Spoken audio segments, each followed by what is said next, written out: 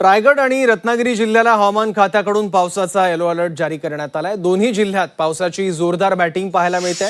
मुसळधार पावसामुळे जिल्ह्यातील नद्या आणि धरणं ओसंडून वाहत असून परिस्थितीचं गांभीर्य लक्षात घेत स्थानिक प्रशासन पूर्णपणे अलर्ट मोडवर आहे। दरम्यान फेसाळणारे धबधबे रौद्ररूप धारण करत असल्यामुळे आणि पाण्याचा प्रवाह कमालीचा वाढल्यानं सुरक्षेचा उपाय म्हणून प्रशासनानं पर्यटकांना धबधब्यांवर जाण्यास बंदी घातली आहे। नागरिकांनी सतर्क राहावं आणि प्रशासनाच्या सूचनांचं पालन करावं असं आवाहन करण्यात आलंय।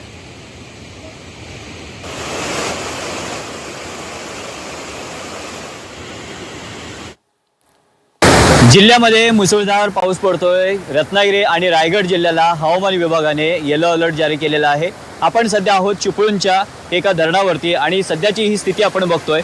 पूर्णतः धरणं आहेत जिल्ह्यातली ही पूर्ण क्षमतेने भरून वाहताना आपल्याला पाहायला मिळतात। सांडव्यावरनं पाणी जातंय।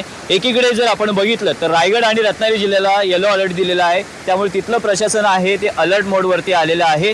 त्यामुळे धरणाकडे जे जाणारे रस्ते आहेत ते काही प्रशासनाकडनं सुरक्षेच्या दृष्टीने बंद करण्यात आलेले आहे। त्याचप्रमाणे जिल्ह्यातले जे धबधबे आहेत या धबधब्यांवरती पर्यटकांना जाण्यास मनाई करण्यात आलेली आहे। काही धबधबे रिस्क नसताना सुद्धा तिथे सुद्धा पर्यटकांची बंदी करण्यात आलेली आहे। आपण जर बघितलं तर पूर्ण क्षमतेने वाहणारे हे धरण आहे। काही धरणे ही जिल्ह्यातली मातीची आहेत, मात्र या सांडव्यावरून पाणी बाहेर जाताना जो पर्यटक आनंद घेतो तो रिस्क असतो आणि या रिस्कमध्ये न जाण्यासाठी प्रशासनानं नागरिकांना आव्हान केलेलं आहे। नदीकाठच्या गावांना सतर्कतेचा इशारा दिलेला आहे। पुढील 2 दिवस येलो अलर्ट जारी केल्यामुळे सध्या नदीकाठची जी घरं आहेत किंवा रहिवासी आहेत यांना सुद्धा नदीवरती जाण्यास मनाई करण्यात आलेली आहे। आपण जर बघितलं तर सोसायट्याचा वारा आणि वादळी पाऊस येण्याची शक्यता वर्तवल्यामुळे सध्याची परिस्थिती जिल्ह्यामध्ये नाजूक झालेली आहे, कारण प्रशासन अलर्ट मोडवरती आहे। सध्या जिल्ह्यामध्ये आपण जर बघितलं तर रायगड जिल्ह्यामध्ये मुसळधार पाऊस पडतोय, तर काही ठिकाणी सखल भागांमध्ये पाणी साचलेलं आपल्याला पाहायला मिळतंय। तर मुंबई गोवा महामार्गाची अवस्था बिकट झालेली आहे।